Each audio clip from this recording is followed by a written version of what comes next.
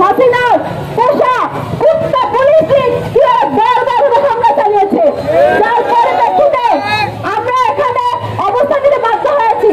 আমরা এই কর্মসূচি শুরু হওয়ার আগে আমাদের ব্যাংকে এই কুত্তা লীগ এই পুলিশ হামলা করেছে, এই কুলাঙ্গার পুলিশ আমার ব্যাংকে হামলা করেছে, এখন হসপিটালাইজ আছে।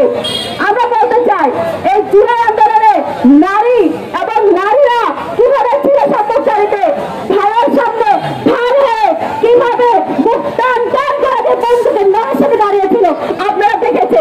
আমরা পুলিশকে একটু উচ্চারে দিব, আমাদের এই রাজপথে ভাইয়ের প্রয়োজন নাই। আমরা যদি একজন নারী থাকি সেই নারী আমরা প্রতিহত করতে পারবো শক্ত হাতে।